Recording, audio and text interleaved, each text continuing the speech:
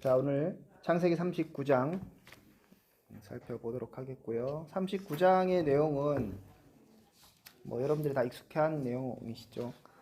설교도 많이 되는 부분이고, 그래서 내용 하나하나를 설명하기보다는 전체적으로 어떤 내용이 있고, 그리고 우리가 어떤 관점에서 보고, 그리고 어떻게 설교할 것인가를 초점을 좀 두면서 살펴보도록 하겠습니다.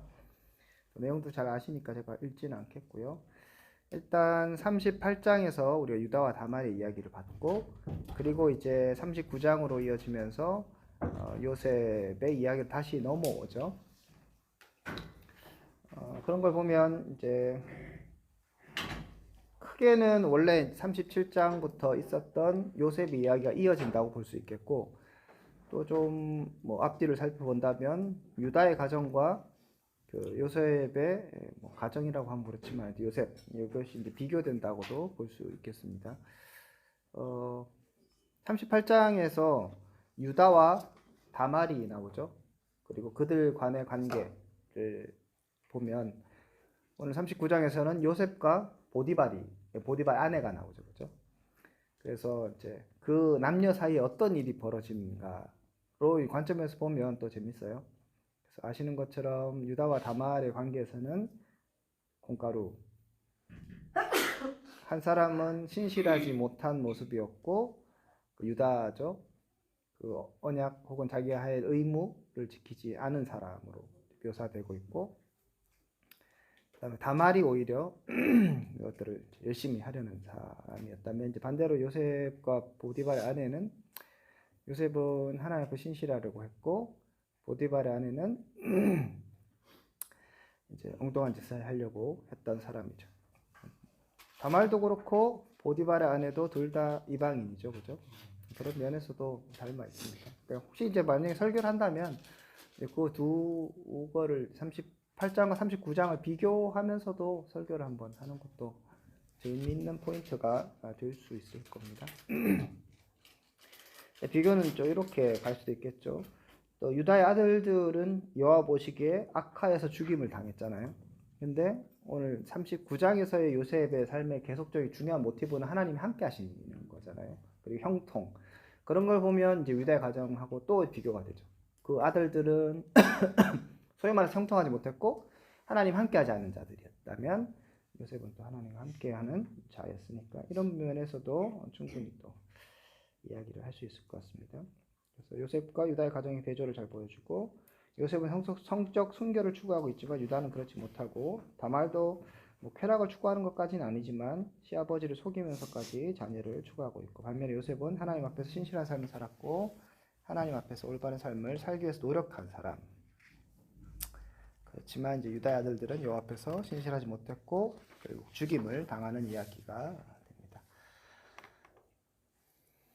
자, 그래서 이제 39장으로 좀 집중해 보면 39장의 기본적인 내용은 하나님의 함께 하심입니다. 그래서 일단 기본적으로 요셉은 분명히 문제가 발생해서 인생에서 굉장히 큰 어려움을 두 번이나 겪게 되죠. 형들에게 배신당하고 노예로 팔려가고 생판 모르는 애굽에 있게 되고, 그 다음에 이제 오해를 받아서 옥에 갇히게 되는 이런 상황에서도 성경은 계속적으로 얘기하고 싶어 하는 게 여호와께서 요셉과 함께 하셨다는 얘기를 계속 이제 언급을 합니다. 그래서 요셉이 여호와께서 하나님이 요셉과 함께 하셨기 때문에 그는 형통한 삶을 살았다는 얘기들이 펼쳐지고, 그 형통한 것은 사실 단순하게 개념적인 함께 하시는구나 이런 차원의 문제가 아니라 이 함께 하심을 다른 사람이 봤죠. 그러니까 보디발도 하나님 함께 하심을 보고 그 집에 복이 있는 걸 보면서 얘한테 맡기면 다 되는구나 이렇게 했죠. 그래서 이런 함께 하심, 동행, 그 다음에 형통은 단순한 개념적인 게 아니었다. 우리가 머릿속으로만 이루어진 하나님 함께 해 주십시오 그런 차원의 문제는 아니었다. 물론 그래서 이제 요셉이 겪었던 이런 어떤 함께 하심의 그런 수준을 우리도 동일하게 겪는다 그런 것보다는 굉장히 실제적이었다는 얘기를 성경을 통해서 보여주고 있죠. 자, 그리고 뭐 다른 내용들은 다 아실 것 같고, 근데 여기에서 보통 이제 여러분들이 설교를 할 때 어떤 포인트로 많이 하시는가를 생각해 보면 어떻게 하세요? 이제 뭐 형통의 의미에 대해서 많이 설교하고 그죠? 그다음에 그래서 요셉과 같이 형통하려면 어떻게 할 것인가? 이제 그쪽으로 나가죠, 그죠? 그래서 요셉의 형통함의 비결을 찾으려고 애를 씁니다. 요셉의 형통함의 비결이 무엇인가를 찾아보면 무엇이었습니까?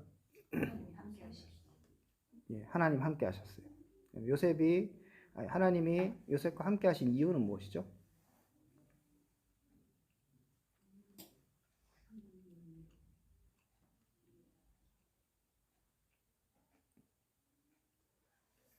하나님 요셉과 함께 요셉 하신 이유? 자체도 하나님을 되게 신실하게 믿고 의지했던 그런 사람이 아니었을까? 추측이죠. 핵심은 이유가 나와 있잖아요. 이게 이제 핵심입니다. 그러니까 이렇게 생각해 보세요. 이 성경을 내용을 이제 자세히 보시면 뭐 예를 들면 2절에 이렇게 돼 있어요. 1절에 팔렸죠. 2절에 여호와께서 요셉과 함께 하심으로 그가 형통한 자가 되어 그의 주인 애굽 사람이 집에 있으니 그의 주인이 여호와께서 그와 함께 하심을 봤죠. 또 여호와께서 그의 범사에 형통케 하심을 또 보았고 요셉이 그 주인에게 은혜를 입어서 섬김에 그가 요셉을 가정 총무로 삼고 자기의 소유를 그에게 위탁하였다. 자, 여기에서 요셉이 가정 총무가 될 만한 어떠한 근거나 행동이나 이런 거 상 얘기가 하나도 없습니다. 그죠? 그리고 여호와께서 요셉과 함께 하셨다는 그 부분에 아무런 이유를 찾을 수 없어요. 이제 설교를 자꾸 하는데 요셉은 성실한 사람이었을 거라고 우리가 추측하고 요셉이 그렇기 때문에 인정을 받았다라고 얘기를 이제 부풀리지만 성경은 전혀 그런 얘기를 하지 않습니다. 뒤에 이제 옥에 갇혔을 때도 마찬가지입니다. 21절에 보시면 이제 20절 옥에 갇혔고 여호와께서 요셉과 함께 하시고 그에게 인자를 더하사 간수장에게 은혜를 받게 하심에 간수장의 옥중 죄수를 다 요셉의 손에 맡김으로 그가 그 재반 사물을 요셉이 처리하고 자 요셉이 이렇게 그래도 간수장의 은혜를 받아서 옥을 관리하는 자가 되었지만 그게 왜 그렇게 되었는가에 대한 얘기는 없어요. 그죠? 그냥 하나님 함께 하셨어요. 이유가 없고 이제 이게 39장의 가장 중요한 부분이라고 저는 이제 보고 있고요. 핵심은 하나님께서 함께 하셨는데 그래서 어려운 가운데도 형통한 자가 되었다는 게 우리가 이제 잘 알고 있는 부분인데 그러면 하나님 왜 요셉과 함께 하셨는가? 아무 이유가 없다. 좀 돌이켜 보면 아브라함에게 이제 우리가 이제 족장들의 그 부분을 보고 있으니까 아브라함이 하나님께서 함께 하신 이유 없죠. 그죠? 이삭에게도 함께 하신 이유가 없죠. 그 다음에 야곱에게 함께 하신 이유는 없어요. 우리 이제 자꾸 그걸 찾아내려고 하죠. 왜냐면 우리도 이런 결과를 얻고 싶으니까. 우리도 함께 했으면 좋죠. 함께 하시는 게 사실 목적이 아니죠. 형통했으면 좋겠잖아요. 그래서 이제 가만히 있으면 안 되니까 뭔가 이유를 찾고 그 이유를 만들어서 나도 그렇게 좀 되고 싶다는 욕망을 이 본문에 투영하지만 성경 어디에도 요셉이 어떠한 사람이었기 때문에 하나님께서 함께 하셨다는 내용은 없습니다. 물론 하나의 추측이 가능한 건 이제 요셉의 신앙을 이제 엿볼 수 있는 부분이 그 보디발의 아내가 계속적으로 동침하자고 했을 때 그가 이제 한 대답이 그거죠. 내가 여호와 앞에서 어떻게 죄를 범하겠느냐, 하나님 앞에서 죄를 범하겠느냐 이제 그 이야기죠.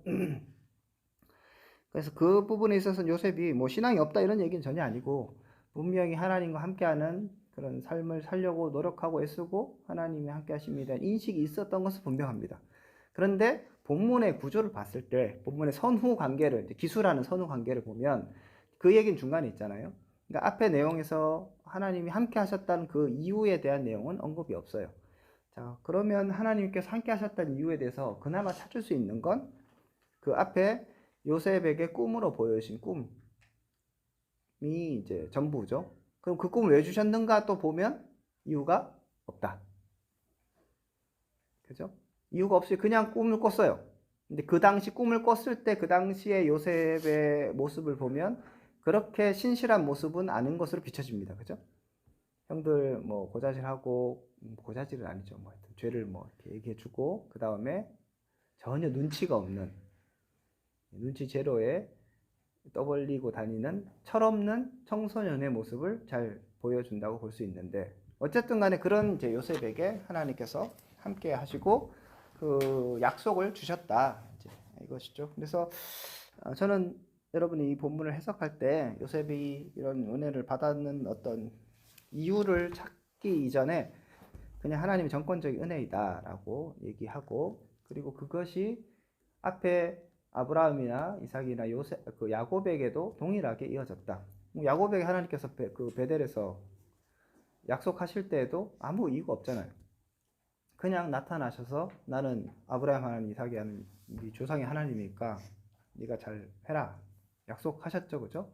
안전하게 돌아오게 하겠다고 말씀하셨던 이제 그 하나님.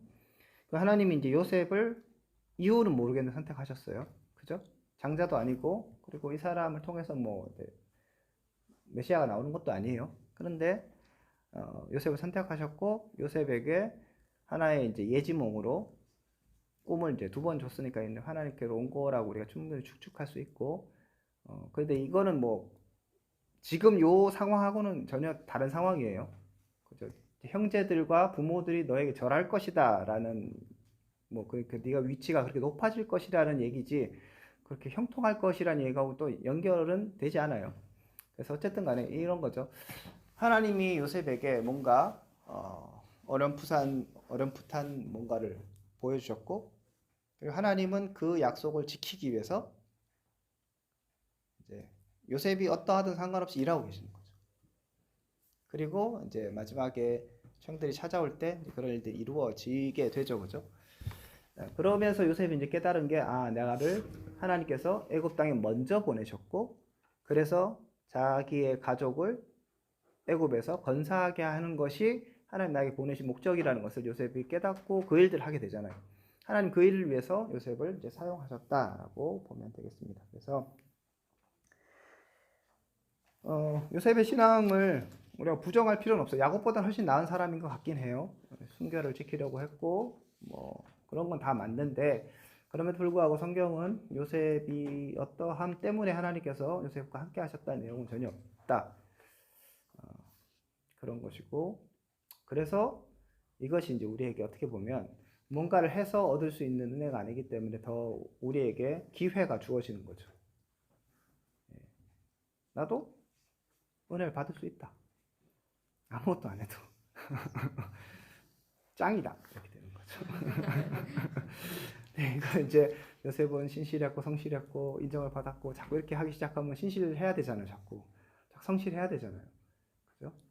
그래서 세상의 그런 뭐 인과응보의 결과 원인과 결과 이런 것으로 맞출 수 없는 하나님의 정권적 은혜가 있고 하나님께서 선택하셔서 하나님의 백성들을 양육하시기 위해서 지금 일하고 계신다. 거기에 요셉이 사용되었고 요셉이 사용되는 걸 보니 그리고 하나님께서 그렇게 일하고 있으신 걸 보니 아까 얘기했던 것처럼 형통과 이런 개념이 막연한 개념이 아니라 정말 실제적으로 다른 사람 볼 수 있는 개념이었고 느낄 수 있는 개념이었고 그 하나님 함께 하심을 보면서 사람들이 와 쟤한테 뭐 다 맡겨야 되겠구나 내가 하느니 얘한테 맡기는 게 훨씬 낫겠다 그리고 실제로 그런 좋은 결과들이 나왔죠. 1차 독자들인 이스라엘 백성들에게 동일한 메시지가 전해지겠죠. 하나님 이스라엘 왜 사용하셨는가? 뭐 이유가 없죠, 그죠? 그런데 하나님이 함께 하시니 놀라운 일들이 일어나죠. 그래서 하나님께서 원래 원하셨던 것은 이스라엘 백성들이 그렇게 하나님의 백성으로 잘 섬겨서 그래서 다른 많은 주변의 민족들이 저분이 진짜 하나님이고 저분을 섬기면 저렇게 되는구나를 경험하고 하나님께 돌아오도록 하나님께서 디자인하셨죠. 그래서 여러분이 설교를 한다면 그래서 자 하나님 은혜입니다. 거기서 그치면 이제 조금 밋밋하고 물론 이제 그것을 잘 강조해야 돼요, 여러분들이. 잘 강조해서 정말 여기에서 인본주의나 이런 잘못된 생각들이 드러나지 않고 하나님의 은혜가 잘 드러날 수 있도록 설교하고 이렇게 잘 강조를 하고 나서 그렇게 은혜를 베푸시는 이유가 무엇인가에 대해서 우리가 한번 주목해 볼 필요가 있는데, 아까 말씀드렸던 것처럼 하나님이 우리를 선택하시고 요셉을 선택하시고 그렇게 은혜 베푸시고 함께 하시고 형통의 그런 결과물들을 보여주시는 것은 요셉이 잘 먹고 잘 살고 총리가 되고 그래서 떵떵거리고 그래서 내가 복받고 참 좋구나라고 살도록 부르신 것이 아니라, 그죠? 하나님 백성들을 양육하는 그 주변 환경과 상황들을 만들어 놓는 일에 먼저 보내신 거잖아요. 그런 이유들, 또 그러면 아브라함, 이삭, 야곱에게는 하나님께서 무엇을 원하셨는가? 우리가 자꾸 잘못 생각하는 게, 아브라함 그렇게 부르셨다, 야 좋다, 우리도 아브라함처럼 이렇게 부름을 받아서 야 하나님 백성이 되었다, 이게 중요한 게 아니라 하나님 원하시는 것은 네가 복이 되어서 다른 모든 민족이 너로 인해서 복을 얻을 것이라고 약속하셨죠. 그게 아브라함을 부르신 이유예요. 그러니까 나 잘 되라고 그런 게 아니라, 물론 1차적인 수혜는 내가 있는 거죠. 그렇지만 그렇게 부르셔서 나를 통해서 하실 일이 있는 거죠. 요셉을 통해서 하실 일이 있고 또 우리를 통해서 하실 일이 있죠. 이제 거기까지 저는 이제 설교를 하고 부분을 풀이해내면 조금 더 하지 않을까.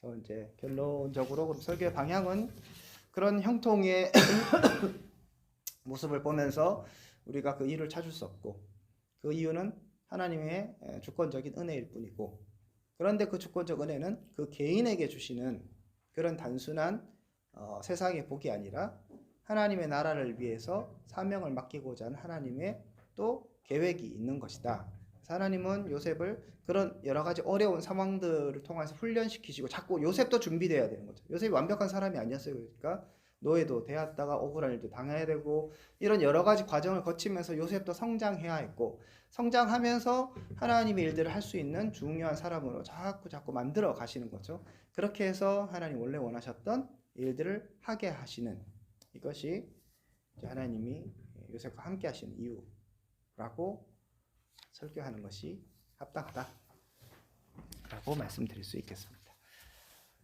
자, 질문요.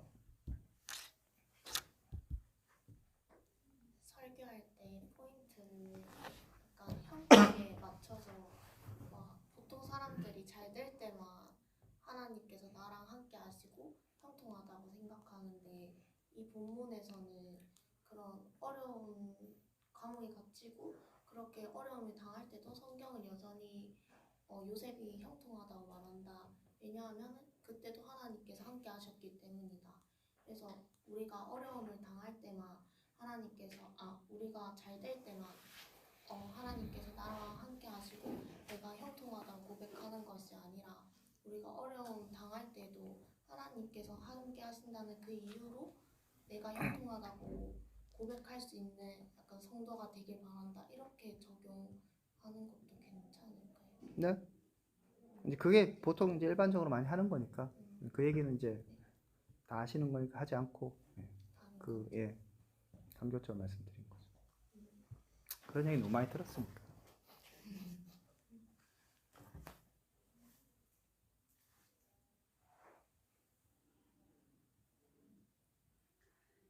저는 근데 이거 이제 설교 이제 애들한테 중등부 학생들한테 그거 하면서, 물론 이제 하나님 전껏 요셉을 향한 하나님의 요셉을 택하심, 또 그 요셉을 통하여 하나님께서 또 일하시고 또 하나님 택하신 사람이니까 당연히 이제 또 하나님께서 함께 하셨고 또 형통하게 되었는데,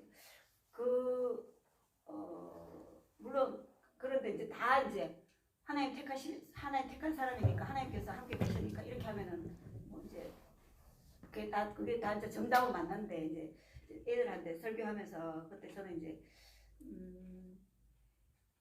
요셉의 어떤 이 보디발이 이제 이제 요셉을 보면서 요셉의 어떤 그런 그 삶 속에 사는 요셉의 그런 행동이나 그 정직성이나 성실함이나 어떤 그런 요셉의 어떤 됨됨이, 물론 하나님께서 함께 하셨고 하나님께서 이 요셉을 붙들어 주셨으니까 또 이게 형통한 복 있는 자가 된 거는 이제 맞는데, 그래도 그 요셉의 어떤 그 보디발이 요셉의 어떤 그런 신앙적인 모습을 보고 요셉을 그렇게 본 것보다 요셉의 그 삶 가운데서 실제로 이제 그런 삶의 모습을 보고 요셉을 인정하고 요셉을 이렇게 세워줬던 그런 것도 있지 않았습니다. 그러니까 이제 우리가 이제 믿지 않는 사람들이 우리의 신앙생활이나 우리의 뭐 이렇게 하나님 교회 나와서 예배드리고 신앙생활하고 기도생활하고 이런 걸 보고 우리를 이렇게 칭찬하고 우리를 보는 것이 아니라 우리의 삶 속에서 이제 우리의 그런 진짜 빛된 삶을 통해서 이제 우리를 보는 모습도 있지 않나 하면서 저는 이제 그런 식으로도 조금 어떻게 했었는 것 같은데 뭐 이렇게 애들한테 그렇게 이제 적용을 하면서 그렇게 설교할 때는 뭐 그쪽으로 이렇게 해도 그런 쪽으로 해도 뭐 크게 막 이렇게 벗어난 그런 거는 권해드리지 않습니다. 그래요. 네, 그렇게 보통 뭐 설교를 하는데 네. 이제 저는 그거가 뭐 근거가 없는 얘기는 아니고 충분히 유추할 수 있고 요셉이 당연히 뭐 성실하고 잘했겠죠. 그러니까 또 그런 일들이 나오는 거고 하나님께서 그런 일반 은총의 법칙 안에서 일하시는 분이기 때문에 당연히 그랬을 거라고 충분히 상상할 수 있지만 성경이 이제 그걸 얘기하느냐를 봤을 때 별로 그렇지 않다는 거죠. 이제 본문이 우리 얘기하는 것에 그리고 본문이 좀 더 강조하는 것에 우리의 강조점이 더 가야 되는 거니까 본문은 그런 것에 강조를 두기보다는 조금 요셉이 정말 어떠하면은 그냥 슬며시 이렇게 나오는 거라고 보겠죠. 그리고 만약에 이제 뭐 그렇게 얘기했을 때 그러면 이제 요셉에게 그 뭐랄까 그 꿈을 주셨을 때는 요셉은 그럼 별로 준비가 안 돼 있었는데 그래 어떻게 그런 걸 주셨을까까지 이제 우리가 전체적으로 요셉의 삶을 해석해낸다면 저는 요셉이 어떠하기 때문에 하나님께 사용하셨다 이렇게 해석하는 건 지극히 조금 인본주의적이다. 그러니까 그 요셉의 댐데미를 막 이렇게 부각시키는 것보다 물론 하나님의 은혜고 하나님이 함께 하셨기 때문에 하나님의 어떤 그걸 강조하면서 또 그런 그러니까 강조를 하나님 은혜만 강조하면 더 좋지 않을까요? 왜 자꾸 아니요 하나님 은혜라고만 끝내버리면 이게 물론 하나님 은혜인데 그러니까 저는 이제 예, 생각이 그래. 충분히 무슨 얘기인지 알고 예. 우리가 아까 또 얘기했던 것처럼 되게 찝찝할 수 있는데 정면 승부로 정말 복음의 핵심 가치를 더 드러낼 때에 사람이 변하는 것이지 그걸로 승부하기가 사실 좀 걸쩍지근하니까 자꾸 뭔가를 더 첨가시킨다고 생각하거든요. 근데 저는 별로 그거보다는 조금 더 본질에 충실하자.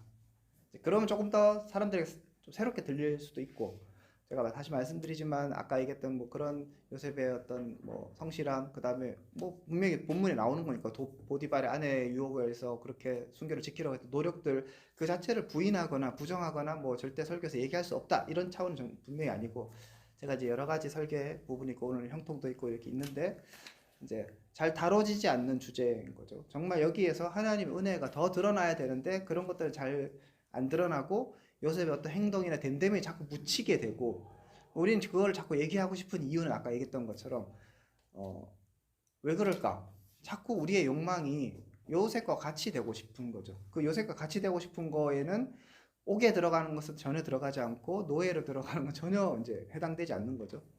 그러면서 이제 높아지려고 하는 우리 욕망이 더 있기 때문에 조금 더 이제 정교하게 한번 해보자. 잘못하다가 요셉만 드러나게. 그렇죠. 예. 어떤 결과물로. 예. 예. 우리가 늘 얘기하는 거죠. 우리가 공부를 열심히 해서 좋은 성적을 받지만 다 주님의 은혜였다고 얘기할 수밖에 없는 게 이제 우리의 신앙의 고백이고 이게 개혁주의 전통이라면 왜 설교에서는 그러지 않느냐는 거죠. 말은 그렇게 얘기하는데 립 서비스라는 거죠. 그러지 말자. 그런 얘기.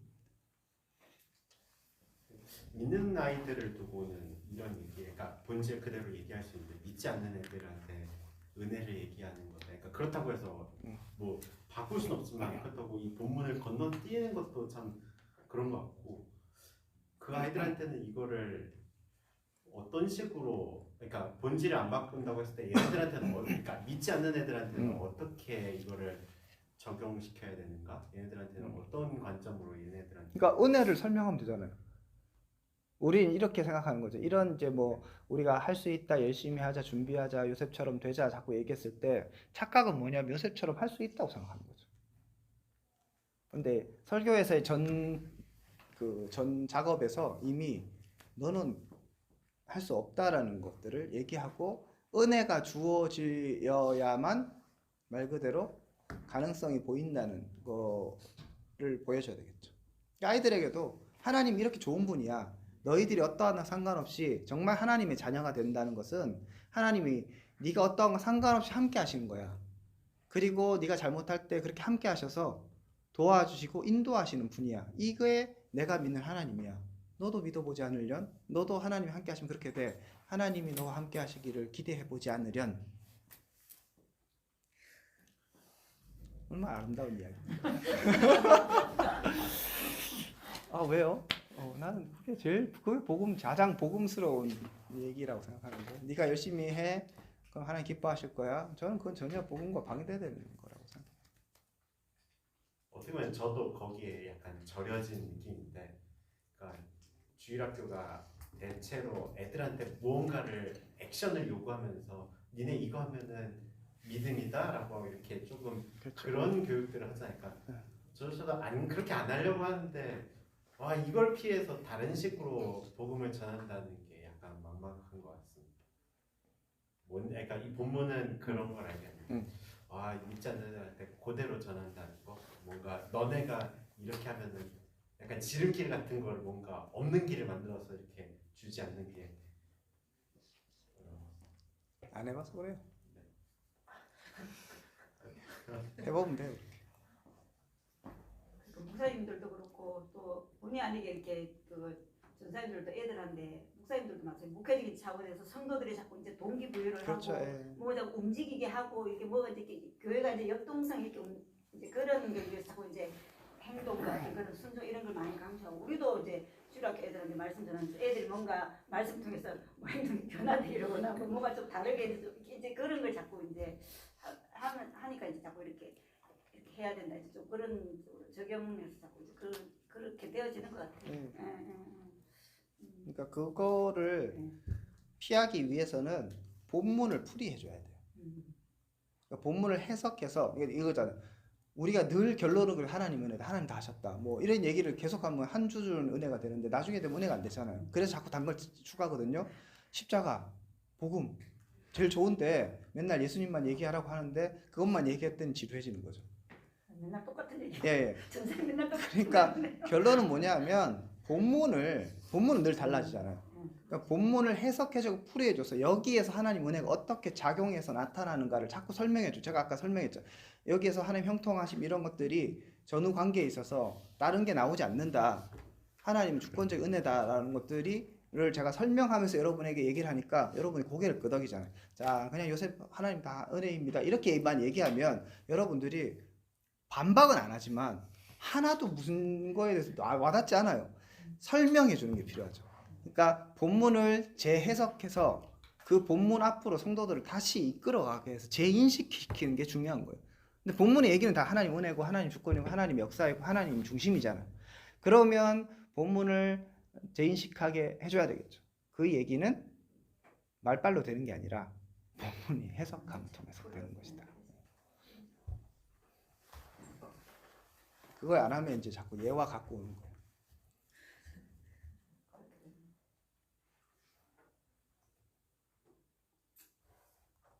예, 또 좀 주님의 은혜를 얘기하는데 이렇게 침울해지고. 전에 어떤 주석에 보니까 이게 그 요셉이 아니 야곱이 이제 요셉에게 이제 그거 채색 옷을 입혀준 것이 그 이제 이스라엘 문화에서는 여러 자식들 중에 제일 이제 그 부모가 보기에 하나님에 대한 믿음이 있고 신실하고 그런 이제 그런 자녀한테 그 채색 옷을 입혀준다. 하여튼 그때 주석이 어딘가에 제가 이제 그런 걸 보고 그래가 요셉이 물론 아니 형들한테 뭐 이렇게 형들의 그런 행동을 아버지한테 이렇게 일러주고 했지만 그 요셉 그 안에 그 다른 형제들을 비해서는 이렇게 성품적으로나 이렇게 좀 그래도 신앙이 하나님에 대한 그런 믿음이 그래도 야곱 보기에는 좀 제일 좀 이렇게 달랐던 그런 모습이 있지 않았나 그렇기 때문에 이게 노예로 와서도 그런 하나님 앞에서 그렇게 좀 그런 유추죠 이제 우리가 좀 그랬던 아니 그런 주석에 그런 채색옷에 대한 그런 얘기가 있어가지고 그래서 우리는 자꾸 그 이유를 찾고 싶어 하죠.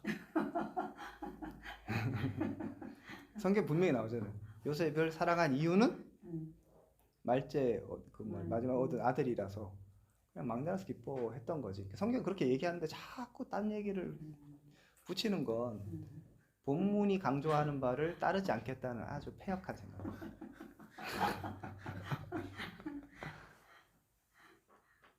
그래서 저는 그때 그 주석 보고 또 요셉이 또 그랬을 수도 있겠다 그런 생각이 좀 들었었어요. 뭐 요셉이 성실했겠죠. 뭐 그거는 누구도 부인할 수 없고 또 성실하면 또 아빠도 뭐 야곱도 성실하잖아요. 열심히 일하잖아요. 그런 거는 유전자겠죠.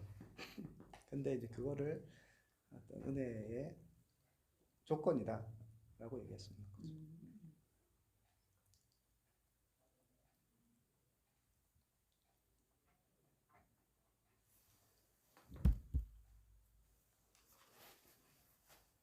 질문 없어요?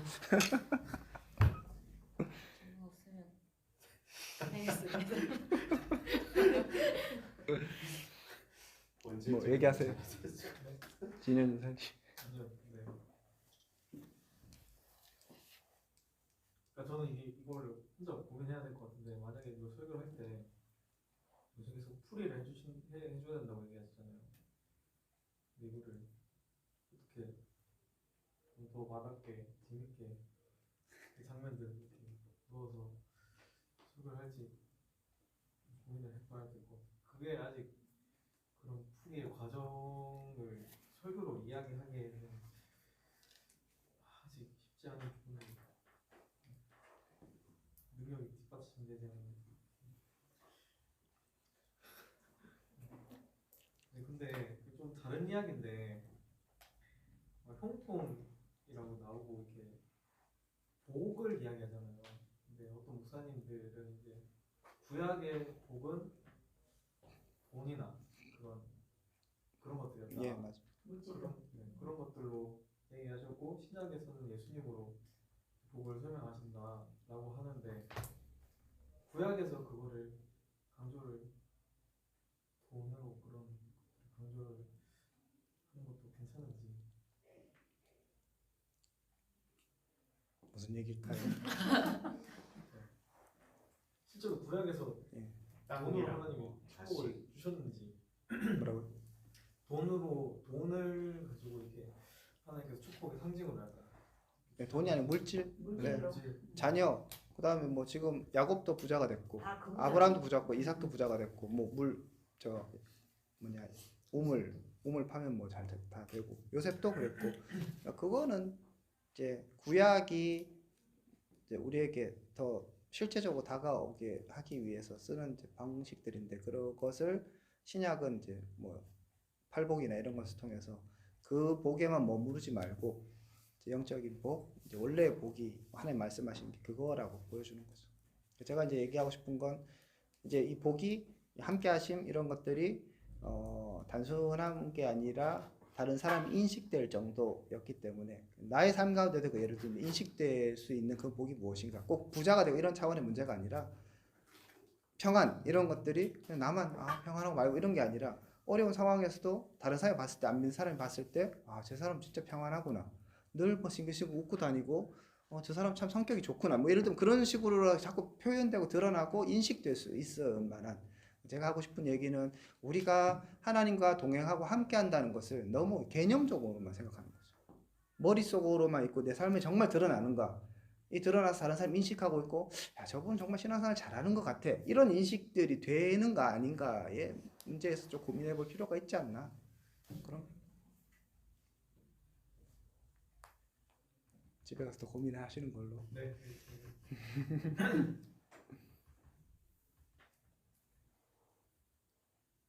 자, 뭐 다른 또 질문 없으십니까? 자, 네. 실천신학교 예전에는 참 활기 있었는데 요즘 잠시만. 질문이 많았어요. 질문이 굉장히 많았는데 할게 어디 있어요? 아주 조용한 학회가 되어가는 것 같아서 나름 연애가 아니, 있습니다. 교수님 여기서 예.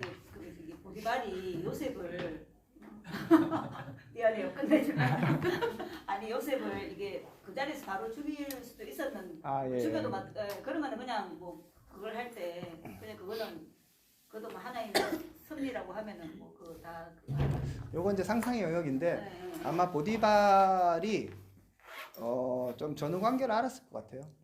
아 전후관계. 예, 추측을. 그러니까 이게 누구 아내가 한 번 이렇게 한 게 아니잖아요. 끊임없이 유혹하고 계속적으로 동침하자고 얘기했기 때문에 보디발이 그걸 몰랐을까? 저는 그렇게 생각하지 않습니다. 그래서 요셉이 아마 자기도 얘기했겠죠. 아니라고 뭘 얘기를 했고 그런데 그러면 보디발이 자기 아내를 죽이긴 또 그렇잖아요. 자기의 명예도 있고 그래서 저는 이제 이런 적절한 선에서 마무리하지 않았을까. 뭐 이건 진짜 제 상상인데 추석에도 그런 부분도 있기도 하고 그리고 만약에 이제 요셉이 총리가 됐을 때 나 같으면 보디발 이리 와 해갖고 보디발 안에 참수형 이렇게 그거 먼저 처리하지 않았겠습니까? 근데 이제 물론 성경이 그런 관심이 없기 때문에 얘기를 하지 않았지만 아마 보디발이 이제 확실히 요셉은 뭐 전혀 문제가 없다 이렇게까지 생각하지 않았을지 모르겠지만 약간 이거 요셉이 그런 애가 아닌데 뭐 그런 생각 하지 않았을까 생각했습니다.